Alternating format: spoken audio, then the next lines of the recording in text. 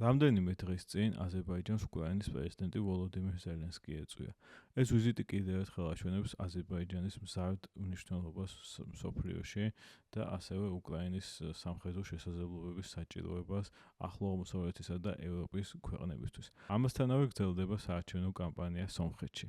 სომხეთში საპარლამენტო არჩევნების შედეგები გადაწყვეტს არა მხოლოდ ხელისუფლებაში მყოფი პარტიის ბედს, არამედ სამხრეთ კავკასიაში მშვიდობის მიღწევის რეალისტურობას დაგვანახებს და ამ თვალსაზრისით ძალიან მნიშვნელოვანია ვინ გაიმარჯვებს სომხეთის საპარლამენტო არჩევნებში.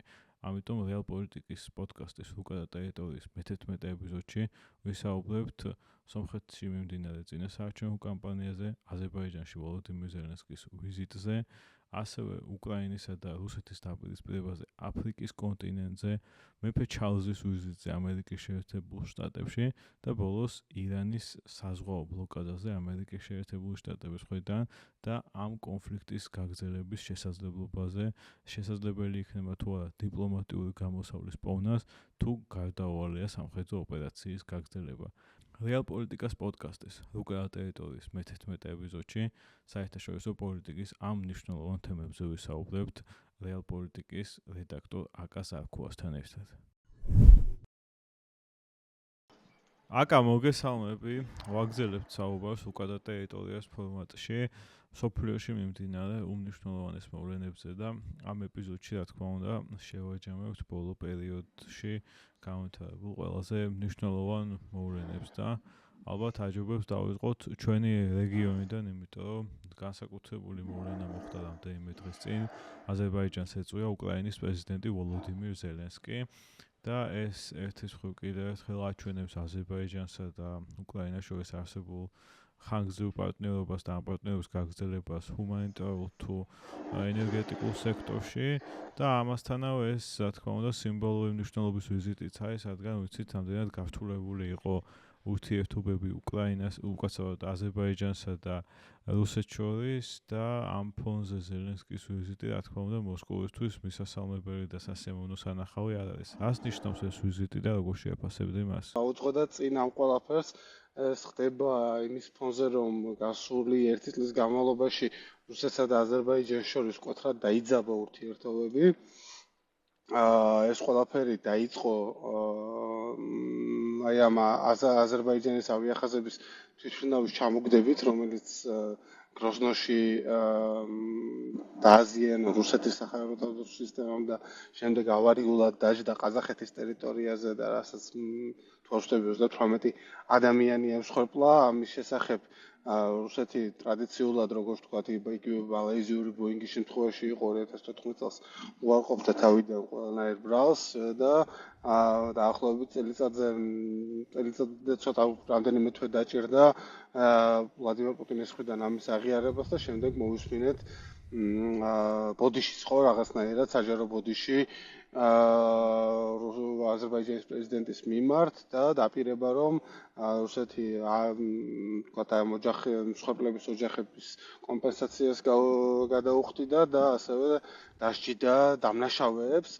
აქ რამდენადაც შეგვიძლია ვიმსჯელოთ საჯარო წყაროებში არსებული ინფორმაციით, დასჯილი ჯერჯერობით არავინ ყოფილა, როგორც მინიმუმ და ამას უკვე შემდეგ აი ამ მოვლენებს მოყვა და კიდევ უფრო გართულდა რუსეთში, ეკატერინბურგში აზერბაიჯანული დიასპორის წინააღმდეგ საპოლიციო და ამას ამ თვითმფრინავის ეპიზოდი დამძიმდა კიდევ უფრო მეტად გასული წლის ზაფხულში რუსეთის სამართალდამცავების საპოლიციო რეიდებით ეკატერინბურგში აზერბაიჯანული დიასპორის წარმომადგენლების წინააღმდეგ. ჩვენ ამაზე გვისაუბრია და მოკლედ რო ვთქვათ, ეს ყველა დაძაბულობა რაღაცნაირად ამ დროისთვის, როგორც მინიმუმ რუსეთსა და აზერბაიჯანს შორის ოფიციალურ დონეზე ამოწურულია, თუმცა გასულ კვირებში გამოცხადდა განაჩენები ორივე ქვეყანაში. ერთის მხრივ რუსეთში რაოდენობის სასჯელი მიუსაჯეს აი ამ აზერბაიჯანელებს და მეორეს მხრივ აზერბაიჯანმა აი ამ საპოლიციო რეიდის საპასუხოდ დაპატიმრებულ რუსეთის მოქალაქეებსაც, რუსეთის ერთ მოქალაქეს მიუსაჯა ასევე რაოდენობის სასჯელი. მიუხედავად ამისა, ოფიციალურად რაღაცნაირად ეს ინციდენტი და ეს დაძაბულობა რუსეთსა და აზერბაიჯანს შორის ამოწურულია და აი ამ ფონზე უკრაინელი ლიდერი ჩადის აზერბაიჯანში და თქვათ იღებს რაღაც დახმარების პაკეტებს, ჰუმანიტარულ პაკეტებს აზერბაიჯანისგან, თუმცა აქ ერთი მნიშვნელოვანი მომენტი და რასაც ასევე მაინტერესებს შენი აზრი, არის თქვათ ის, რომ ხაზი გაესვა ამ წლის განმავლობაში იმას, რომ ზელენსკი მზად არის რუსეთთან მოლაპარაკებები გამართოს, მათ შორის ბაქოში. ამ შენი აზრით ეს რაღაცნაირად აი ამ არტიკულირებული იყო, როგორც თქვათ, რაღაცა არ გაღიზიანების ნაწილში რუსეთის თუ რაიმე თქვათ რეალური მე მგონი ეს იყო უბრალოდ აზერბაიჯანისთვის რაღაცნაირი ჟესტი იმის ჩვენება, რომ საერთაშორისო მნიშვნელობა ამ ქვეყნის გაზრდილია და შეიძლება ასეთი ტიპის პლატფორმად იყოს გამოყენებული. რამდენიმე დეტალს დავამატებ ამ ვიზიტზე. ერთი არის, რა თქმა უნდა, ენერგეტიკული პარტნიორობა და საწვავის მიწოდება უკრაინისთვის ძალიან მნიშვნელოვანი აზერბაიჯანისგან. ჰუმანიტარული დახმარება უკვე ვახსენეთ. ასევე მათ 5 ავტობუსი გადასცეს უკრაინელებს და რაც მთავარია ალბათ აღსანიშნავია, დავინახეთ სამხედრო პარტნიორობის დაწყების ნიშნები, რაც აქამდე ჩვენ ამ ქვეყანას შორის არ გვახსოვს. აზერბაიჯანს არანაირი სამხედრო დახმარება არ გაუგზავნია აქამდე ამ ომის განმავლობაში. რა თქმა უნდა, უკრაინისთვის და არც საპასუხო რაიმე შესყიდვები ყოფილა, თუმცა ალბათ ნახიჩევანის დაბომბვა ირანის მიერ და ზოგადად უკრაინული დრონების საწინააღმდეგო შეიარაღების აქტუალიზებამ და პოპულარიზაციამ, რაზეც მოთხოვნა მთელ ახლო აღმოსავლეთში გაჩნდა, ეს აჭიროება, რა თქმა უნდა, აზერბაიჯანსაც დაანახა, რომელიც ერთ-ერთი პირველი აღმოჩნდა ირანული დრონების თავდასხმის მსხვერპლი და ზოგადად ირანული საფრთხე ასად არ გამქრალა და თუ იქ რეჟიმი არ შეიცვალა, ეს არც გაქრება და მიუხედავად იმისა, რომ აზერბაიჯანი აქტიურადაა დაკავებული შეიარაღების შესყიდვით და საჰაერო თავდაცვის სისტემებისაც, როგორც ისრაელისგან, ასევე რუსეთისგან, მაინც, რა თქმა უნდა, არავის ცა არ არის სრულყოფილად დაცული, მით უმეტეს, როდესაც ვსაუბრობთ ირანულ დრონებზე, აქ მნიშვნელოვანია მაქსიმალურად ნაკლები ღირებულებით შეძლო მათი ჩამოგდება, ამიტომ ჩვენ უკვე ოფიციალურად განაცხადა უკრაინის პრეზიდენტის ადმინისტრაციამ, რომ ამ სფეროს ექსპერტები უკვე იმყოფებიან აზერბაიჯანში და ალბათ უნდა ველოდოთ შესყიდვების განხორციელებას უკრაინიდან ამ მიმართულებითაც და ეს მართლაც ალბათ გარდამტეხი მომენტია ამ ორი ქვეყნის ურთიერთობაში, რაც ძალიან მნიშვნელოვანი მგონია. კი, ანუ ეს და ყველაფერთან ერთად აი წინა პოდკასტებში ვისაუბრია იმის შესახებ და შენც აღნიშნე ხა შენ პასუხში, რომ რეალურად ხედავთ აზერბაიჯანის გეოპოლიტიკური ზონის სწრაფ მატებას, ხო, ამ ბოლო წლების განმავლობაში ევროპაში შექმნილი ენერგეტიკული კრიზისის ფონზე, რაც გაჩნდა თქვა აი ამ რუსული ნავთობის და გაზის ჩანაცვლების საჭიროებით არის გამოწვეული აზერბაიჯანთან დაახლოება ევროპისთვის მნიშვნელოვანი ხდება. ვახსენეთ რუსეთთან დაპირისპირება აზერბაიჯანის, რომელშიც შეგვიძლია ვთქვათ, რომ ალიევმა როგორც მინიმუმ რაღაცა პოლიტიკური გამარჯვება მოიპოვა, ინფორმით რომ ვთქვათ, ვლადიმერ პუტინს პირველად მოუწია ბოდიშის მოხდა, თან ბოდიში მოხდა ყოფილი კოლონიისთვის, ესე რომ ვთქვათ, ესეც და ზელენსკის ვიზიტი აჩვენებს იმას, რომ ეს ტენდენცია გრძელდება აზერბაიჯანის მხრიდან, ის სულ უფრო მეტად და სულ უფრო აშკარად ხდება რაღაცნაირად თავარი მოთამაშე კავკასიის რეგიონში, როგორც მინიმუმ და რაღაცა რეგიონული სახელმწიფოს სტატუსისკენ მიისწრაფვის, როგორც მინიმუმ და ამ კონტექსტში მნიშვნელოვანია, რომ ვთქვათ, სამშვიდობო პროცესი, ხო, სომხეთთან, რომელზეც ასევე გვისაუბრია და ამ კონტექსტში საინტერესოა აზერბაიჯანისთვისაც მათ შორის მნიშვნელოვანი იქნება სომხეთში მოახლოებული საპარლამენტო არჩევნების შედეგები, რაც მინდოდა შენთვის მეკითხა,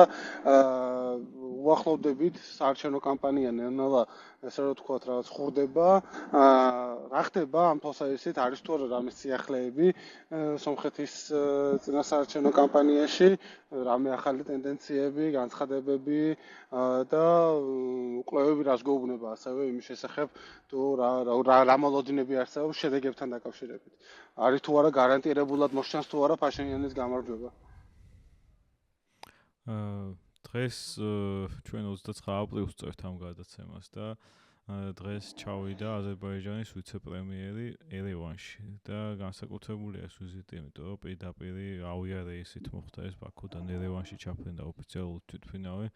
ეს ადამიანი გარდა იმისა, რომ არის ვიცე-პრემიერი აზერბაიჯანის, არის საზღვრის სადემარკაციო კომისიის წევრი აზერბაიჯანისა და სომხეთის და ამ მიმართულებითაც რა თქმა უნდა ეს დიპლომატიურად მნიშვნელოვანი ვიზიტია, მაგრამ ამასთანავე ეს ვიზიტი მნიშვნელოვანია, რადგან ეს პროცესი საზღვრის დემარკაციის გრძელდება და ამ ვიზიტის მნიშვნელობა აქ იმ თვალსაზრისისთვის, რომ ამ სამშვიდობო პროცესის გაგრძელებას და რაღაც მცირე პროგრესს აჩვენებს სომხეთის საზოგადოებას.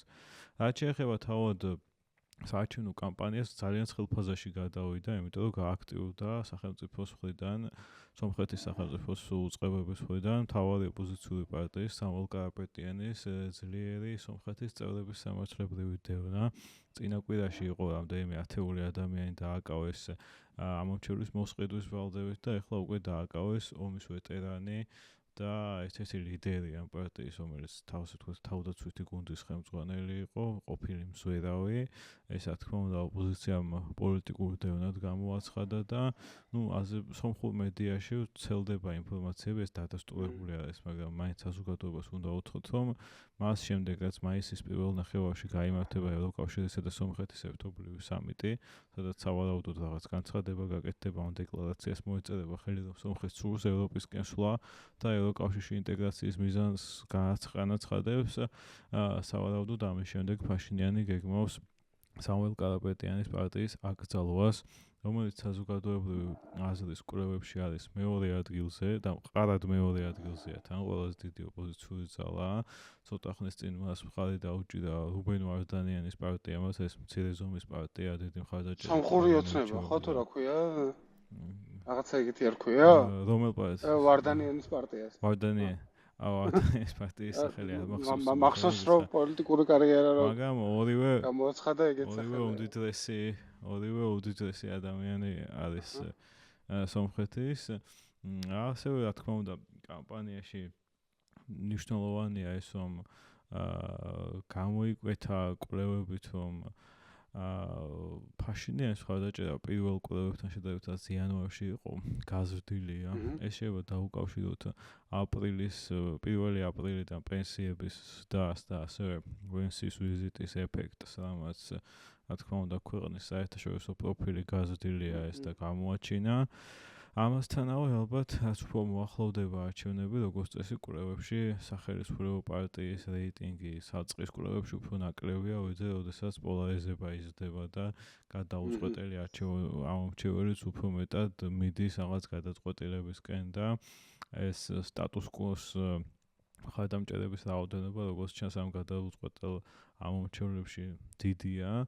თუმცა ხო პირველ რიგში ვთქვათ ის რომ ბარიერს ლახავს ჯერჯერობით სამი პარტია, ხო, ეს არის მმართველი პარტია, სამოქალაქო კონტრაქტი, კარაპეტიანის ძლიერი სომხეთი და არ ვიცით ლახავს თუ არა ბარიერს ქოჩარიანის ალიანსის სომხეთი, რომელიც არის მისი ძალისა და დაშნაკების ალიანსი და როდესაც ბლოკი გადის არჩევნებზე, მისთვის ბარიერი არის 8% და არ ვიცით ისინი 8%-ის გადალახოს შეძლებენ თუ არა. და არის კიდე ბარიერთან ახლოს ამდენიმე პარტია, ეს გაგიგ წარუკიანის პარტია და არამ სარგისიანის პარტია, რომელიც პროდასავლელი პოლიტიკოსია, მაგრამ ჯერ გაგვიჭირდება იმის თქმა, ესენი გადალახავენ თუ არა ბარიერს. ნებისმიერ შემთხვევაში ამ საარჩევნო სისტემაში თუ ორი ან სამი პარტია ლახავს ბარიერს და პირველ ადგილზე გადის ნებისმიერი პროცენტი, თუნდაც აი 42%-ით რომ გავიდეს პირველ ადგილზე ფაშინიანის პარტია, მას მარტივად ექნება უმრავლესობის დაკომპლექტების შანსი.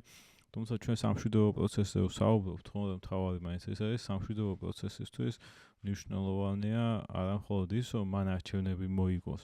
მნიშვნელოვანია, რომ მან შეასრულოს ალიევის ბოლო მოთხოვნა, რომელიც ჯერ შეუსრულებელია და შეცვალოს სომხეთის კონსტიტუცია, რომლის პრეამბულაშიც ნახსენებია სომხეთის დამოუკიდებლობის დეკლარაცია და დამოუკიდებლობის დეკლარაციაში საუბარია ყარაბაღისა და სომხეთის ერთიანობაზე თუ გაერთიანებაზე, რასაც აზერბაიჯანი მიიჩნევს ტერიტორიულ პრეტენზიად მისთვის გამოთქმულად. აქედან გამომდინარე, მკაცრი ულტიმატუმია, რომ ეს უნდა შეიცვალოს და როგორც გითხარით, ამის შეცვლა სჭირდება რეფერენდუმის ჩატარება, ალბათ არჩევნების შემდეგ თუ გაიმარჯვა ფაშინიანმა ამ ტიპის რეფერენდუმს ჩვენ ვიხილავთ, თუმცა ახლა ის არაპირებს ამის შეფუთვას ისე რომ რაღაც ალიევი რაღაცას გთხოვს და ამიტომ ვატარებთ რეფერენდუმს. ხო ის ამბობს, რომ დასაფუძნებელი ახალი რესპუბლიკა და რაღაც რეალური სომხეთის კონცეფცია აქვს მას. ხო, ანუ ეს რაღაცა ქიმერების პინით დადის ხშირად, სადაც სომხეთის უკაჩანს, რომელზეც ჩანს სომხეთი, რომელიც აღიარებულია საერთაშორისო სამართლით, იმ საზღვრებში ჩანს და ვაფუძნებთ ახალ რესპუბლიკას რეალური სომხეთის ფარგლებში და მას ძალიან ცუდი ინციდენტი ჰქონდა მეტროში გახსოვს. ეს ქალბატონს ეკამათა, რომელმაც მას უთხრა თუ რატო არ ეხატა ამ უკაზე არაბაღი და საბოლოო ჯამში ეს მნიშვნელოვანი გზაგასაყარზეა ეს ქვეყანა, ხო? ეს არ არის მხოლოდ შიდა პოლიტიკური არჩევანი, ეს ხელისუფლება დარჩება თუ არა, ამ ხელისუფლების დარჩენაზე და კონსტიტუციის შეცვლაზე მე დამოკიდებულია სამშვიდობო შეთანხმება აზერბაიჯანთან, სამშვიდობო შეთანხმება უკაცრავად თურქეთთან, რომელთანაც ყველაფერი შეთანხმებულია უკვე და რამდენიმე დღეს წინ თქვა სომხეთის პარლამენტის თავმჯდომარემ, რომ აზერბაიჯანი ბლოკავს ამ ყველაფერს, თორე ჩვენ მზადოთ დღესვე დავიწყოთ დიპლომატიური ურთიერთობაო და პრინციპში სასაზღვრო პუნქტების გარემონტებულია უკვე, რომლებიც უნდა გაიხსნას. სად არის ფუნქციონირებისთვის, ხო? კი. და აი ამ ეტაპზეა ჯერჯერობით კამპანია და დაველოდოთ კიდე ახალ კვლევებს რა ტენდენციები გამოჩნდება საზოგადოებრივი აზრის. ხო, ანუ აქ მე დავამატებ ერთ სიტყვას, ანუ რამდენადაც ჩანს რომ დაახლოებით ისეთი სიტუაცია რაც 2021-ში იყო, როდესაც ფაშინიანმა ამ ომში დამარცხების შემდეგ მიუხედავად იმისა, რომ ქვეყანაში არსებობდა ეს უკმაყოფილება რაღაცა, ეს მას არ რაღაც ტეფლონის თვისებები გამოავლენა ფაშინიანმა პოლიტიკურად და ეს მარცხი მიეწერა წარსულ ყოფილ პოლიტიკურ ელიტას, ყარაბაღის კლანს და 2021 წლის მსგავსად წელსაც ის სარგებლობს დაყოფილი ოპოზიციის უპირატესობით და იმ საპარლამენტო იმ საარჩევნო სისტემაში, რომელიც მოქმედებს ქვეყანაში, მას შედარებით მარტივად შეუძლია რაღაცა ესეთი მუშა უმრავლესობის მოპოვება. ამ ქვეყანაში ხშენახსენე რომ მეორე ადგილზე კარაპეტიანის პარტია, თუმცა საინტერესო პროცენტი კონკრეტულად რა მხელაა სხვაობა ფაშინიანის პარტიასა და მეორე პარტიას შორის, ამ ყველაზე დიდ ოპოზიციურ პარტიას შორის ამ თვალსაზრისით და მგონია რომ ეს სხვაობა ძალიან მრავლისმეტყველია, ხო, იგივე ვთქვათ, საქართველოს მაგალითზე რო ვთქვათ, რაც არ უნდა გაყალბებული ყოფილიყო, ახლა როდესაც ვთქვათ, მართველი პარტია იღებს სადღაც 900,000 ხმას და შემდეგ ყველაზე დიდი ოპოზიციური პარტია იღებს 200,000 ხმას, ეს აჩვენებს რეალურ განწყობებს ქვეყანაში და რა თქმა უნდა, ისეთი სხვაობა მეტყველებს მართველი ძალის ძალიან დიდ უპირატესობაზე, ხო?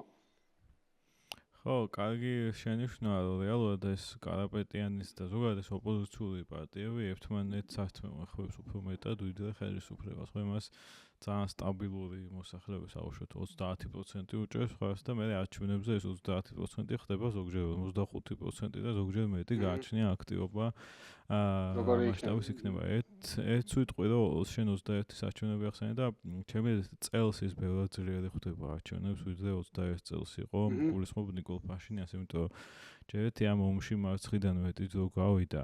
მეორე ის რომ მაშინ ის ახალი მოსული იყო ხელისუფლებაში რევოლუციის შემდეგ და ახლა ფერი საამაყო არაფერი ჰქონდა, ხო და ამ 4 წელიწადმა უკრაინაში ომის გამო და რუსეთის სანქციების გამო ალბათ სომხეთი არის ქვეყანა, რომელმაც ყველაზე მეტად ისარგებლა ევრაზიული კავშირის წევრობით, იმიტომ რომ ის გახდა ერთგვარი ჰაბი პარალელური იმპორტის ათობით ათასი რუსი რელოკანტი გადავიდა იქ საცხოვრებლად, ამას განავითარა ეკონომიკის სხვადასხვა დარგები და სავაჭრო ბრუნვას შევხედოთ რუსეთსა და სომხეთს შორის ასტრონომიულად არის გაზრდილი. აქედან გამომდინარე ეს ეკონომიკა მაგარი ტემპით იზრდება, ეკონომიკის დაიწვევს საბიუჯეტო შემოსავლების და საბიუჯეტო შემოსავლების დაიწვევს პენსიის და ჯანდაცვის პროგრამა დაიწყო სახელმწიფო წელს. ჯერ საყოველთაო არ არის, მაგრამ რაღაც ეტაპზე საყოველთაო გახდება ეს ჯანდაცვის პროგრამაც. ვიცით თუ შეამცირა სავალდებულო სამხედრო სამსახურის ვადა 6 თვით, რაც ასევე ძალიან პოპულარული ნაბიჯია. სამხედრო აღლომის ჩატარება იგეგმება არჩევნებამდე, რათა ხალხს აჩვენოს, რომ ჩვენ კი მშვიდობის გზას ვადგავართ, მაგრამ ჯარს ვაძლიერებთ და ესე თავში ხელს ვერავინ წამოგვარტყამს. მოკლედ კამპანია კარგად აქვს აგეგმილი, კარგად არის გაწერილი. რა თქმა უნდა, ეხლა შეცდომებს უშვებს ისეთი ინციდენტი ვახსენეთ და ეგეთი ინციდენტები. მე ბოდიშიც მოხდა მოუწია, ხო, მე მგონი მაგ ინციდენტს. კი, ბოდიშიც მოუხადა იმ ქალბატონს. თუმცა მეორე მხრივ რაც მიკვირს არის ის, რომ ის მართლა ხალხს ხვდება, იმიტომ რომ უამრავ ინციდენტია, როდესაც არ უშვებენ ვიღაც მაღაზიის მესაკუთრე არ უშვებს თავის მაღაზიაში, რადგან მას ეზიზღება. ან რაღაცას წამოაძახებენ და საქართველოში უკვე ესეთი რაღაც გაგვიჭირდება ზავნახოთ. არა ფაშინიანის ძლიერი პოლიტიკური მაღალჩინოსანი ჩადის სადმე ქალაქში ახვედრებენ იქ ტაშის დამკვირვებლებს და მადლობა მშვიდობისთვის ვეუბნებიან. ეგეთი ინციდენტები. პოტიომკინის სოფელი არის ხოლმე, მაგრამ ნუ ამ შემთხვევაში ფაშინიანის პოლიტიკური როგორ თქვა, პოლიტიკური იღბალი სწორედ ამ ნიჭით არის განპირობებული, ხო, რომ ანუ ეს რევოლუციაც თავისი ზუგჩანთით და ხალხში სიარულით შეძლო ამ რევოლუციის მოხდენა მან და ეს მისი ძლიერი მხარეა, როგორც კემპეინერი, ყოველთვის თქვა რაღაცნაირად გამორჩეული ქარიზმის ადამიანი იყო და ამ დაპირისპირებებსაც და ამ ინციდენტებსაც ის კარგად როგორ თქვა, ლავირებს ამ ინციდენტების მიუხედავად, მაინც თავს კარგად გრძნობს. და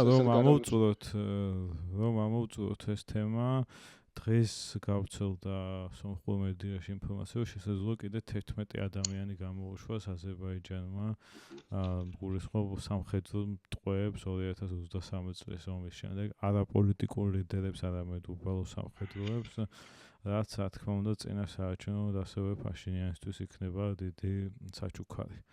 მე მგონი სომხეთი ამოვწურეთ აკა და ეხლა მინდა გკითხო, ძალიან საინტერესო მოვლენები გამოსავდა აფრიკაში, ხო? პრაქტიკულად უკრაინა გეოპოლიტიკური მოთამაშე ხდება მსოფლიოსი და ჯერ ლიბიაზე გქონდა რაღაც ინფორმაცია, რომ უკრაინელებს ჰქონდათ იქ სამხედრო წარმომადგენლობა და ეხლა უკვე მალიში ვხედავთ ესეთ პროცესებს. რას გვეტყვი ამის შესახებ?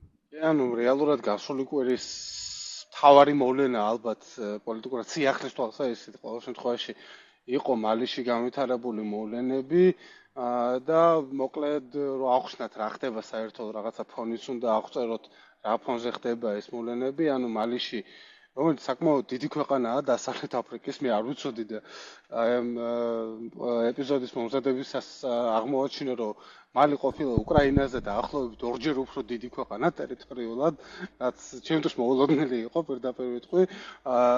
ამ ქვეყანაში ძალიან უკვე 10 წელზე მეტია, 15 წელია და ახლობებით მიმდინარეობს ესეთი გარდამავალი ინტენსივობის სამოქალაქო ომი პრაქტიკულად და ომი მიმდინარეობს ერთის მხრივ ისლამისტებს შორის, ამის მონაწილეები არიან ერთის მხრივ ისლამისტები, რომელიც ცნობილია სახელწოდებით ისლამისა და მუსლიმებისა და ისლამის მხარდაჭერის ფრონტი, აბრევიატურით GNIM და ასევე ამ დაპირისპირების მონაწილეები არიან ტუარეგების შეიარაღებული დაჯგუფებები, აზავადის გათავისუფლების ფრონტი.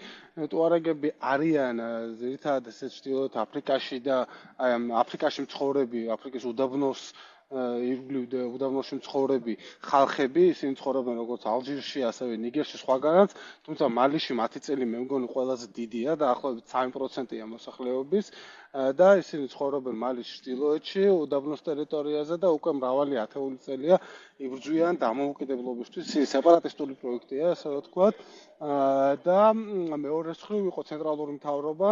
ცენტრალური მთავრობა მალის 2020 წელს დაამხო სამხედრო ხუნტამ, რომელიც ჯერ კიდევ ხელისუფლებაშია და ამ სამხედრო ხუნტამ 2021 წელს ქვეყნიდან გააგდო საფრანგეთის სამხედრო კონტინგენტი გააძევა და ასევე გაეროს ფორმატში ხდებოდა ეს ყველაფერი, გაეროს ძალებიც გააძევა ქვეყნიდან და ამ ექსტრემისტებთან, ისლამისტებთან და ტუარეგებთან დაპირისპირებისთვის მოიწვია ჯერ ვაგნერი 2021 წლის მიწურულს ევგენი პრიგოჟინის და შემდეგ უკვე როდესაც ვაგნერი წარსულს ჩაბარდა 2023 წელს ეს საქმე გადაიბარა უკვე თავდაცვის სამინისტროს, რუსეთის თავდაცვის სამინისტროს პირდაპირ დაქვემდებარებაში მყოფმა ეგრეთ წოდებულმა აფრიკულმა კორპუსმა.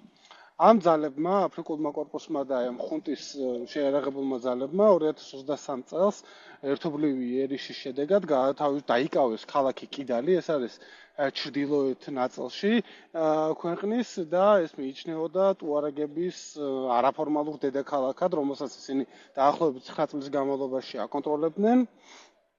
და 2023 წელს ეს ხუნტამ დაიკავა ვაგნერის მეშვეობა. ახლა რაც ნახეთ ბოლო კვირის განმავლობაში, ეს იყო სწორედ ის, რომ რეალურად ბოლო რამდენიმე წლის განმავლობაში, როგორც ჩანს, შედგა ალიანსი ტუარეგებსა და აი ამ ისლამისტებს შორის. თავის მხრივ ეს ისლამისტები, ეს ისლამისა და მუსლიმების მხარდაჭერის ფრონტი არის ალ-კაიდასთან აფილირებული ისლამისტური ორგანიზაცია, შეიარაღებული დაჯგუფება, რომელიც მოქმედებს არა მხოლოდ მალიში, არამედ ბურკინა-ფასოში, ნიგერში და ზოგადად ამ საჰელის რეგიონში. და ისინი ერთ-ერთი ესეთი აღმავალი ექსტრემისტული დაჯგუფებაა რეგიონში. მათ გააფორმეს ალიანსი, როგორც თავის მხრივ ეს თვითონ ეს ისლამისა და მუსლიმების მხარდაჭერის ფრონტიც არის რამდენიმე ჯიჰადისტური დაჯგუფების ალიანსი და გამოირჩევა იმით, რომ ისინი თანამშრომლობენ ადგილობრივ ფრაქციებთან, ესე რომ ვთქვათ, სხვადასხვა ქვეყნებში და რაღაცნაირ სიტუაციურ ალიანსებს აფორმებენ. ესეთი ალიანსი გააფორმეს მათ ტუარეგებთან და 2024 წლის ზაფხულში მათ მიიტანეს პირველი სერიოზული დარტყმა ხუნტაზე და ხუნტის მხარდამჭერ აი ამ აფრიკულ კორპუსზე, რუსეთის აფრიკულ კორპუსზე და ჩვენ გვახსოვს ეს მათი ჩასაფრება, რომელიც მოუწყეს აფრიკულ კორპუსს და რომლის განმავლობაში, რომლის პარაგრაფშიც 50-მდე რუსი სამხედრო მოკლეს, ტყვედ აიყვანეს რამდენიმე ათეული და ეს მიიჩნევა ამ კონტინენტზე რუსეთისთვის ყველაზე სისხლიან ეპიზოდად ამ დრომდე. ამ ჩასაფრების შემდეგ მოხდა ისე, რომ რეალურად აი ამ ჯგუფების, ტუარეგების და ისლამისტების გავლენა აი ამ არაურბანიზებულ რაიონებში ყოველთვის იგრძნობოდა, თუმცა ბოლო წლების განმავლობაში მათი გავლენა გაიზარდა დიდი ქალაქების ირგვლივაც. და პრაქტიკულად აი ამ 25 აპრილს დაწყებულ კოორდინირებულ იერიშამდე მათ მოაწყვეს ბლოკადა ხუნტის მომარაგების, ლოჯისტიკური მომარაგების გზების და პრაქტიკულად ნავთობით მომარაგება აი ამ ხუნტის ცენტრალური აპარატის ძალიან გართულდა. ისინი რაღაცნაირ კრიზისში აღმოჩნდნენ და ამას უკვე მოყვა 25 აპრილის უპრეცედენტოდ მასშტაბური და კოორდინირებული იერიში ხუნტის და აფრიკული კორპუსის პოზიციების წინააღმდეგ. ეს შეტევა დაიწყო თავდაცვის მინისტრის სახლზე იერიშით, თვითმფრინავი ტერორისტის, რომელიც მანქანით შეუვარდა ამ თავდაცვის მინისტრის სახლის ეზოში. თავდაცვის მინისტრმა მიიღო მძიმე დაზიანებები და შემდეგ საავადმყოფოში გარდაიცვალა და თავის მხრივ თავდაცვის მინისტრს საინტერესოა იმით, რომ აი ამ სამხედრო ხუნტის რიგებში გავლენით მეორე ადამიანად მიიჩნეოდა და ის იყო მთავარი არქიტექტორი სწორედ აი ამ რუსეთთან პარტნიორობის და მთავარი ინიციატორი აი ამ სქემისა. ის გარდაიცვალა, ამასთან ერთად მძიმედ დაიჭრა ასევე უსაფრთხოების სამსახურის უფროსი, შეხვედრა მიმდინარეობდა რაღაცა მომენტში. ესეც მიანიშნებს იმაზე, რომ სადაზვერვო თვალსაზრისით, ოპერატიული თვალსაზრისით ეს იერიში კარგად იყო მომზადებული და ამას მოყვა უკვე შემდეგ შეტევები რამდენიმე ქალაქის და სამხედრო ბაზის მიმართულებით.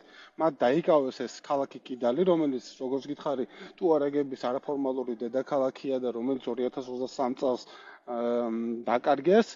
ეს მნიშვნელოვანი გამარჯვება იყო, თუმცა ამის შემდეგ მათი იერიში კვლავ გაგრძელდა და ისინი უტევენ ამ დროისთვის რამდენიმე მიმართულებით, რამდენიმე ქალაქს და რაც ჩანს ჯერჯერობით ახლა რთულია კონკრეტულად დაზუსტებული ინფორმაცია ცოტა არის, მაგრამ რაც დაზუსტებით ვიცით არის ის, რომ ბრძოლები გრძელდება და ხუნტა კარგავს პოზიციებს და რამდენიმე ათეულ საკონტროლო გამშვებ პუნქტზე დაკარგეს კონტროლი ბოლო დღეებში და სულ ცოტა ხნის წინ გავრცელდა ამ ისლამისტების განცხადება იმის შესახებ, რომ ისინი ალყასში მოაქცევენ დედაქალაქ ბამაკოს. ანუ რაც ჩანს, თქვათ, ანალიტიკოსების შეფასებებიდან არის ის, რომ რეალურად ხუნტა არის ძალაუფლების დაკარგვის საფრთხის წინაშე დგას. ბევრი მოვლენებს ადარებს, რომელიც განვითარდა სირიაში, აჰმად ალ-შარას მეთაურობით, როდესაც ასადების სამოწლოვანი დინასტია დაემხო და როგორც ჩანს, ესეც იყო მათთვის რაღაცნაირად შთამაგონებელი მაგალითი, ხო, სერიის მაგალითი ამ ისლამისტებისთვის. ერთი სიტყვით რო ვთქვა, გეოპოლიტიკურად ეს მნიშვნელოვანია იმდენად, რამდენადაც მალიში გაფორმებულია ეს მიღწეული წარმატება რუსეთისთვის გახდა მოდელი უკვე აი ამ აფრიკის სხვა ქვეყნებში თანამშრომლობისთვის. რუსეთი ამ მოდელი გამოიყურებოდა შემდეგნაირად, რომ რუსეთი თავაზობდა მათ სამხედრო მხარდაჭერას, უსაფრთხოებას და სანაცვლოდ იღებდა წვდომას ამ ქვეყნის ბუნებრივ რესურსებზე და მალის შემთხვევაში ვთქვათ, მალი მდიდარია სხვადასხვა მინერალით, მათ შორის ოქროთიც. აი ამ პირობებში რაც ეხლა წარმოიქმნა არის ის რომ რეალურად რუსეთმა ერთი რომ მიიღო ესეთი დამცირებელი საკმაოდ სამხედრო მარცხი განიცადა და რამდენადაც ჩანს მათ არ აქვთ რესურსი იმის რომ ეს იერიშები შეაჩერონ და მეორე ის რომ რეალურად მათი მთავარი პარტნიორი რეგიონში ეს მალის მმართველი სამხედრო ხუნტა ეგზისტენციალური საფრთხის წინაშე დგას და ეს რეალურად გააჩენს კითხვებს იმასთან დაკავშირებით, რამდენად ეფექტური არის რუსეთთან თანამშრომლობა რეგიონის იმ ქვეყნებისთვის, რომლებსაც მსგავსი პრობლემები აქვთ, ხო, რაღაცნაირ შიდა განხეთქილებას თუ შიდა რაღაცნაირ სამოქალაქო ომთან აქვთ საქმე. ეს ამ თვალსაზრისით არის გეოპოლიტიკურად მნიშვნელოვანი, იმიტომ რომ რუსეთის გავლენა აფრიკაში გაიზარდა სწორედ ამ დასავლეთის ხარჯზე, ხო, როდესაც თქვა საფრანგეთი გააგდეს ჯერ მალიდან შემდეგ ამას მოყვა ბურკინა ფასო, ნიგერი და ასე შემდეგ და ეს ვაკუუმი შეავსო სწორედ რუსეთმა. ეხლა ჩანს რომ აი ეს ტენდენცია შეიძლება შეტრიალდეს რაღაცნაირად, რაც რა თქმა უნდა რუსეთთვის ესეთი საგრძნობი გეოპოლიტიკური დარტყმა იქნება, მაგრამ მეორეს მხრივ ეს ასევე ნიშნავს რაღაცნაირად აი ისლამისტური საფრთხის ზრდას ხო რეგიონში, იმიტომ რომ პრაქტიკულად თუ ეს ხუნტა დაემხო, მათი ჩამონაცვლებელი იქნება არა რაღაცნაირი ლიბერალური დემოკრატია, არამედ სწორედ ესეთი ისლამისტური რაღაცნაირი ალიანსი, რომელიც მაინდა-მაინც ადამიანის უფლებებზე არ ფიქრობს და თქვათ რაღაცა ამ თვალსაზრისით დიდი პროგრესის მოლოდინი არ უნდა გქონდეს. მე ვფიქრობ, რომ მომდევნო დღეებში მოვლენები კვლავ რაღაცნაირად აქტიურ ინტენსიურად განვითარდება და ყოველ შემთხვევაში რაც გვესმის და რასაც ვკითხულობთ იმ შეზღუდული წყაროებიდან არის ის, რომ რეალურად რაღაც ეს იერიში გრძელდება და მალე ვიხილავთ ალყას იმ დედაქალაქ ბამაკოს ირგვლივ და ძალიან რთული სათქმელია და ნაკლებად სავარაუდოა რთული სავარაუდოა შეძლებს თუ არა ხუნტა ძალაუფლების შენარჩუნებას. აკა კიდე ერთი მნიშვნელოვანი მოვლენა რომელიც ბოლო დღეებში მოხდა იყო გაერთიანებული სამეფო მეფე ჩარლზის ვიზიტი ამერიკის შეერთებულ შტატებში. ეს ვიზიტი დაემთხვა ძალიან გართულებულ ურთიერთობას ბრიტანეთსა და ამერიკის შეერთებულ შტატებს შორის, რომელიც პრინციპში საწყის ეტაპზე სტალმენმა შეძლო კარგი ურთიერთობის დამყარება ტრამპთან, მაგრამ ბოლო პერიოდში ირანის ომმა და სხვა მიზეზებმა განაპირობა ამ ურთიერთობის გაუარესება და ნახეთ, ნამდვილად შთამბეჭდავი ვიზიტი იყო მეფე ჩარლზის, მის გამოსვლაში იყო ძალიან ბევრი საინტერესო ეპიზოდები, გამოავლინა შესანიშნავი იუმორის გრძნობას და ასევე ვიცით ჩვენ რამდენად აფასებს დონალდ ტრამპი და პოზიტიურად როგორ უყურებს ბრიტანეთის სამეფო ოჯახს და ხშირად აღნიშნავს, რომ კარგი ურთიერთობა ჰქონდა დედოფალ ელიზაბეთთან, პრინცესა დაიანასთან და მოკლედ რომ შევაფასოთ რამდენად დიდია ამ ვიზიტის როგორც სიმბოლური, ასევე პოლიტიკური მნიშვნელობა ორივე ქვეყნის ურთიერთობაში. ეს ნამდვილად საინტერესო მოვლენა იყო. პირველი სახელმწიფო ვიზიტი იყო ბრიტანელი მონარქის 2007 წლის შემდეგ და ასევე ბოლო ათწლეულების განმავლობაში პირველი გამოსვლა ბრიტანელი მონარქის კონგრესში. ზოგადად ჩვენ ვიცით, რომ ამ ქვეყნებს შორის არსებობს ეგრეთ წოდებული ესეთი განსაკუთრებული special relationships, რაც ეძახიან, ხო, ორივე ქვეყანაში. ეს არის რაღაც განსაკუთრებული ურთიერთობა და ეს განსაკუთრებული ურთიერთობა, თვითონ ეს ტერმინის ისტორია მე მგონი უკავშირდება რუზველტის უბრალოდ ჩერჩილის გამოსვლას ფულტონში, ცნობილი რკინის ფარდის სიტყვა და სწორედ ამ სიტყვაში ახსენა მე მგონი მან პირველად ეს განსაკუთრებული ურთიერთობები ამერიკასთან და ამ დროის განმავლობაში მიიჩნეოდა, რომ ეს არის ამერიკა და ბრიტანეთის ურთიერთობა არის რაღაცნაირად მართლაც განსაკუთრებული და გამორჩეული ამერიკის სხვა ალიანსებს შორისაც, ხო, ანუ თქვათ იგივე გასაგებია, რომ ნატო-ნატოა და თქვათ იქაც არსებობს რაღაც კოლექტიური თავდაცვის მექანიზმები, მაგრამ აი ამ ახლო ალიანსშიც ბრიტანეთის როლი და ბრიტანეთთან ურთიერთობები განსაკუთრებული იყო და ეს განსაკუთრებული ურთიერთობები წლების განმავლობაში ნარჩუნდებოდა. ახლა იმის თქმა არ შეიძლება რომ ეს ყოველთვის რაღაცა უღრუბლო პარტნიორობა იყო და არ იყო აქ დაძაბული ურთიერთობები.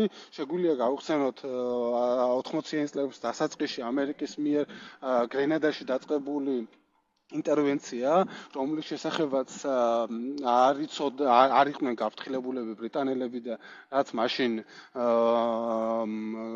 მარგარეტ ტეჩერის ესეთი გაღიზიანების საფუძველი გახდა და ამის შესახებ მან ღიად ისაუბრა ინგლისის პარლამენტშიც და შემდეგ უკვე შედგა მათ შორის სატელეფონო საუბარი, რომელიც დღეს ხელმისაწვდომია და დევს კიდევაც YouTube-ზე, სადაც რონალდ რეიგანი ერთგვარად მოიბოდიშებს, რომ არ გაფრთხილდება, იმიტომ გრენადა ბრიტანეთის ყოფილი კოლონია იყო და თქვათ რაღაცა ეს უხერხულობის მომენტი არსებობდა, რონალდ რეიგანი ამ სატელეფონო საუბარში მარგარეტ ტეჩერს უხსნის ვითარებას და რაღაცნაირად მოუბოდიშებს შექმნილი უხერხულობის გამო. ამის შემდეგ იყო უკვე სხვა ეპიზოდები ამ ურთიერთობის პერიოდში ესეთი გამორჩეული, მათ შორის შეგვიძლია გავხსენოთ ერაყში ინტერვენცია 2003 წელს, როდესაც ტონი ბლერის პოლიტიკური ბედი განსაზღვრა მან პრაქტიკულად და ბრიტანეთი იყო მთავარი მოკავშირე ამერიკის ამ ინტერვენციის პერიოდში, რომელსაც ხარი დაუჭირა ამას და აი ეს სპეციალური განსაკუთრებული ურთიერთობების ფენომენი ამ დროსაც გამოვლინდა, მაგრამ დღეს ამ განსაკუთრებულ ურთიერთობებს აქვს ძალიან სერიოზული პრობლემა, როგორც შენახსენე, ეს არის უპრეცედენტო დაძაბულობის და პოლიტიკური გაუცხოების, ესე რომ ვთქვა, მომენტი ბრიტანეთსა და ამერიკას შორის რაღაცნაირი ღირებულებითი აცდენის და სწორედ აი ამ რაღაცნაირი განხეთქილების ამოსვებას თუ გადალახვას ემსახურებოდა მეფე ჩარლზის ვიზიტი ბრიტანეთში.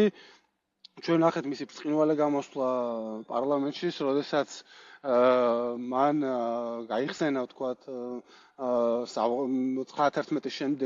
სექტემბრის ტერაქტების შემდეგ ნატოს მეხუთე მუხლის ამოქმედება და როგორ ერთიანად ალიანსი დაუდგა ამერიკას და თქვა, რომ აი დღესაც საჭიროება ამისი არის, რომ ესე დაუცვათ უკრაინა და ნახეთ მათ შორის ვიცე-პრეზიდენტ ვენსის ესეთი, როგორ თქვა, ნაძალადევი ფეხზე წამოდგომა და აპლოდისმენტები მეფის სიტყვებზეც და ასევე ხაზგასმა ამ შენახსენე იუმორი და ასევე მისი გამოსვლა იმის შესახებ, რომ თქვათ ინგლისელები რო არ ყოფილიყვნენ დღეს ამერიკელები ფრანგულად ლაპარაკებდნენ ამ შემდეგ.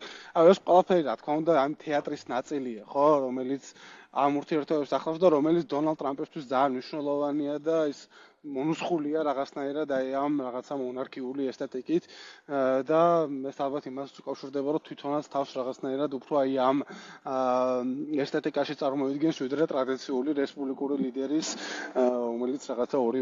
რომელსაც ორი ვადით აერჩევენ და შემდეგ უკვე რაღაცნაირად პენსიაზე გადის.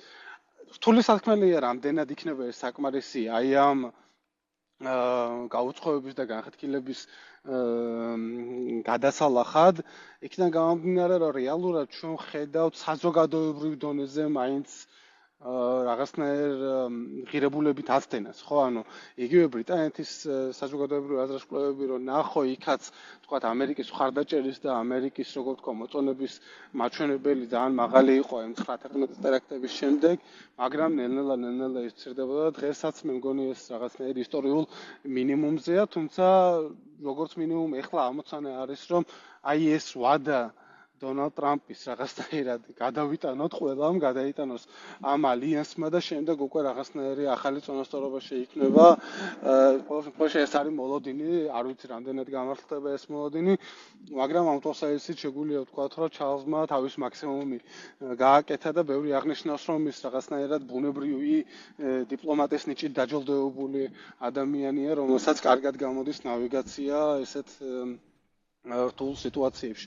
ნახოთ რა იქნება, ნებისმიერ შემთხვევაში ეს რაღაცნაირი ამ ტრანსატლანტიკური ერთობის და ამ განსაკუთრებული ურთიერთობების მნიშვნელოვანი ფურცელი იყო, მიუხედავად იმისა, იქნება თუ არა ეს საკმარისი, ვთქვათ, ეხლა აი ამ კრიზისის ამოსაწურად, რასაც ჩვენ ვუყურებთ ორ ქვეყანას შორის. აკა, ბოლოს, რასაც მინდა ვისაუბროთ, არის ირანის საზღვაო ბლოკადა და სპარსეთის ყურეში არსებული ვითარება, ამიტომ მართლაც ძალიან უცნაურ ვითარებას ვხედავთ, ხო? ჯერ ერთი უნდა აღინიშნოს, რომ დიპლომატიური პროცესი ჩეხშია შესული, ვნახეთ, რომ ირანის მომლაპარაკებელთა დელეგაცია შეიცვალა და დელეგაციის შემადგენლობიდან ამოიღეს პარლამენტის სპიკერი ყალიბაფი, რომელიც ეხლა ზომიერი იყო თქო, ვერ დავარქვევ, იმიტომ რომ წლებია სიკვდილი ამერიკას და სიკვდილი ისრაელს ყვირის, მაგრამ როგორც ჩანს, ის აღმოჩნდა უფრო მეტად რაციონალური და პრაგმატული, ვიდრე ის ხალხი, ვინც დღეს ამ ქვეყნის მმართველი ელიტა არიან. ამიტომ ის აღარ არის დელეგაციის შემადგენლობაში, ეს ნიშნავს იმას, რომ უფრო უკომპრომისო გახდა ამ ირანის პოზიციები ამ მოლაპარაკებებში. და პარალელურად ხედავთ საზღვაო ბლოკადას, რომლითაც ირანი ყოველ დღე კარგავს $500 მილიონ. ხას უსვამ ყოველ დღე. ირანს საერთოდ ვეღარ გააქვს ვერანაირი ნავთობი. ეს ნიშნავს იმას, რომ ნავთობის წარმოების გაგრძელების პარალელურად, როდესაც ნავთობი ვეღარ გააქვს, ეს საცავები იუსება და რაღაც ეტაპზე, როდესაც ეს ყველა საცავი ნავთობის არის გაივსება, ირანს მოუწევს ნავთობის წარმოების შეწყვეტა. და როგორც ექსპერტები აღნიშნავენ, წარმოების შეწყვეტა არის იმხელა შოკი და ტექნიკურად იმდენად პრობლემური რაღაცა, ამას შეუძლია კატასტროფული როგორც ეკონომიკური, ასევე ტექნიკური ზიანი მოუტანოს ამ ქვეყნის ნავთობის ინდუსტრიას და ერთგვარად ამერიკამ და ისრაელმა და პირველ რიგში ამერიკამ იპოვა გამოსავალი, როგორ მოახდინონ ირანზე ძალიან სერიოზული ეკონომიკური ზეწოლა, ისე რომ ომი არ გაგრძელდეს. რას ფიქრობ დიპლომატიური პროცესის ამ ეკონომიკურ ბლოკადაზეც და თვლით თუ არა რომ ამ ეკონომიკურ და ნავთობის ბლოკადას შეუძლია ირანის ამ რეჟიმს შეაცვლევინოს პოზიციები? საინტერესო კითხვაა და მე მგონია რომ ეკონომიკური ბლოკადის თვალსაზრისით გასულმა აწლეულებმა აჩვენა ლიმიტი აი ამ ინსტრუმენტის და ეს ნამდვილად არის სერიოზული ინსტრუმენტი, თუმცა ამას აქვს თავისი ლიმიტები. იგივე ვთქვათ, პოლიტიკური ტრაექტორიის და პოლიტიკური სტრატეგიის შესვლის თვალსაზრისით ირანი 47 წელია სანქციების ქვეშ ცხოვრობს, მაგრამ ეს არ აღმოჩნდა საკმარისი იმისთვის, რომ მათ ეს პოლიტიკური სტრატეგია შეეცვალათ რაღაცნაირად. მე არ მგონია, რომ ამ შემთხვევაში ეს ეკონომიკური ბლოკადა ამ წნეხის მიუხედავად საკმარისი იქნება ამ ფენომენის გადასატეხად, მიუხედავად იმისა, რომ ნამდვილად რთული ვითარებაა ირანში, მეორე თვალსაზრისით ჩვენ რასაც ვხედავთ, ახლა ვთქვათ, პოლიტიკურ ჭრილში არის ჩემი აზრით ის, რომ აი ომის პირობებში, როდესაც საომარი მოქმედებები აქტიურად მიმდინარეობდა ირანის ხელმძღვანელობამ გამოავლინა უპრეცედენტო ერთიანობა, ვთქვათ, რაღაცა შეკულობა და შეკავშირებულობა ელიტებს შორის და ცეცხლის შეწყვეტის შემდეგ დადგა რაღაცნაირი განხეთქილების მომენტი. ახლა არ ვიცით, რამდენად ღრმაა ეს განხეთქილება და რამდენად სერიოზული და შორსმიმავალია ეს ყველაფერი, მაგრამ ფაქტია, რომ თქვათ, როგორც მინიმუმ უთანხმოება ირანის მართლწრეებში არსებობს. ერთის მხრივ ხედავთ, თქვათ, სამოქალაქო პოლიტიკურ ლიდერებს, პეშეშკიანის, არაღჩის და ყალიბაფის სახით, რომლებიც მზად არიან ყოველ შემთხვევაში უფრო მეტ საკითხზე მოლაპარაკებების საწარმოებლად და მეორეს მხრივ ხედავთ, თქვათ, ისლამური რევოლუციის გუშაქთა კორპუსის მოქმედ ლიდერს აჰმედ უაჰიდის, ასევე უზენაესი ლიდერის მრჩეველს მოხსენ რეზაის, თავად უზენაეს ლიდერს, რომელიც არ გვინახავს მართალია ამ დროის განმავლობაში, მაგრამ ასევე უნდა ვივარაუდოთ, რომ ისიც ამ ბანაკს მიეკუთვნება, რომლებიც ეწინააღმდეგებიან ნებისმიერ დათმობას და მათ შორის იმას, რომ საერთოდ განიხილონ ეს ბირთვული პროგრამა ამერიკასთან და მათი შემოთავაზება ეხლა არის ისეთი, რომ მოდი ეხლა გავხსნათ ეს ჰორმუზის სრუტე, რაც პრაქტიკულად ნიშნავს იმას, რომ ისინი რაღაცნაირად დაიკანონებენ აი ამ გავლენას თუ რაღაცნაირ ბერკეტს ჰორმუზის სრუტეზე ზემოქმედების, გავხსნათ ჰორმუზის სრუტე და დანარჩენზე აი ბირთვულ საკითხებზე და რაღაცებზე შემდეგ ვილაპარაკოთ. ეს რა თქმა უნდა ამერიკისთვის ერთი შეხედვით შეიძლება მისაღები ყოფილიყო, მაგრამ შექმნილ ვითარებაში როგორც მინიმუმ ტრამპს ჭირდება რაღაცნაირად იმაზე უკეთესი, ოდნავ უკეთესი მაინც ვიდრე ობამას შეთანხმება იყო ეს JCPOA-ის გულისხმობ ირანის ბირთვულ შეთანხმებას, რომელიც 2015 წელს გახმოვდა და რომლიდანაც ტრამპი 2018 წელს სამხრივად გავიდა. აქედან გამომდინარე, აი ამ რაღაცა JCPOA-ზე ოდნავ უკეთესის გარეშე ტრამპისთვის ომის დასრულება ჩემი აზრით რთული იქნება. ძალიან რთული სათქმელია როგორ შეიძლება გამვითარდეს მოვლენები ამ თვალსაზრისით, მე მაინც გონია, რომ აი გუშინ მქონდა თუ არ ვშტები როიტერს მასალა, რომ ამერიკული დაზვერვა კიდე ერთხელ სწავლობს და ცდილობს გაიგოს, თუ როგორი იქნება ირანის რეაქცია იმაზე, რომ ტრამპმა გამოაცხადოს გამარჯვება. მეორეს რო ხედავთ, ეს პოლიტიკური წნეხი ამერიკის პრეზიდენტზე იზრდება, ხო არსად არ მიდის. ფასები უკვე გაზრდილია, მაგრამ რეალურად ამ ფასების ეფექტი, რაც ჩვენ ეხლა ვნახეთ გასული თვეების განმავლობაში, ეხლა იწყებს მოქმედებას და მომდევნო თვეების განმავლობაში არსად არ წავა. აი უკვე არსებობს პროგნოზები, რომ მარტო ამერიკაში, ხო მხოლოდ ამერიკაში ბენზინგასამართ სადგურებზე გალონი ბენზინის ფასი მომდევნო თვეებში $5 აცდება, ან რაც ნებისმიერ პრეზიდენტისთვის დაამტკინებული იქნება, მით უმეტეს საარჩევნო წელს, როდესაც ნოემბერში შვალიდური არჩევნებია. აქედან გამომდინარე, გამოსავალი არჩენს და ვუნდებით ისევ ამ ცნობილ გამოთქმას, რომ ომების დაწყება ბევრად რთულია, ვიდრე მათი დასრულება. და ამ ნოტაზე მე შენთვისაც მინდოდა მეკითხა ისრაელის კონტექსტზე. გასული კვირის ერთ-ერთი ასევე მნიშვნელოვანი მოვლენა იყო ის, რაც ისრაელში მოხდა, როდესაც ორმა ყოფილმა პრემიერმა ნაფტალი ბენეტმა და იაირ ლაპიდმა გამოაცხადეს ალიანსი, არ ვიცი როგორ თქვა ამ ყველაფერს. მაინტერესებს, რამდენად მნიშვნელოვანია ეს ყველაფერი და რას გვეუბნება ეს ნეთანიაჰუს პოლიტიკურ ბედზე, იმიტომ რომ არჩევნები წელს მარტო ამერიკაში არ მიმდინარეობს. ოქტომბერში ჰამასის სისხლიანი თავდასხმის 3 წლის თავის ირგვლივ უნდა გაიმართოს საპარლამენტო არჩევნებიც. ამდენად მნიშვნელოვანია ის, რაც გასულ კვირას მოხდა ნაფტალი ბენეტის და იაირ ლაპიდის შეკავშირების სახით და რას უნდა ველოდოთ ისრაელში მოახლოებული საპარლამენტო არჩევნებისგან. ზოგადად არც ერთი ქვეყნის არჩევნებზე პროგნოზის გაკეთება არ შეიძლება ჩემი გამოცდილებით, მაგრამ თუ რომელიმეზე არ უნდა გააკეთო პროგნოზი და აი ყოველთვის შეიძლება რაღაც არაპროგნოზირებადი მოხდეს, ეს ისრაელის არჩევნებია, იმიტომ რომ ერთის მხრივ საარჩევნო სისტემა ისეთი, რომ ბევრი რაღაც დამოკიდებულია იმაზე, მცირე ზომის პარტიები გადალახავენ თუ არა 3.25%-იან ბარიერს და მეორე არის კიდე რომ ეს არჩევნებამდე პარტიები ამბობენ, რომ მე ვიღაცასთან არც ერთ შემთხვევაში არ შევქმნი კოალიციას, რაც არ უნდა მოხდეს, ცარო დამეცეს მიწერო გამისკდეს და მაგრამ მაინც ქმნიან კოალიციას ესეთ პარტიებთან. აქედან გამომდინარე რთულია, თუმცა იმ დაშვებით, რომ ის პარტიები ლახავენ მხოლოდ ბარიერს, რომლებიც ამჟამინდელი კვლევებით ლახავენ და ის პარტიები ქმნიან კოალიციას, რომლებიც ამბობენ, რომ ზადარიან ერთმანეთთან შექმნან და სხვებთან არ შექმნიან. ამ დაშვების, რა თქმა უნდა, ბენიამინ ნეთანიაჰუს შანსები ძალიან მცირეა, ხო? ამას განაპირობებს, რა თქმა უნდა, 7 ოქტომბრის კატასტროფა და ჰამასის ტერორისტული თავდასხმა, რასაც მაინც მოსახლეობის უმრავლესობა მასაკისებს პასუხისმგებლობას.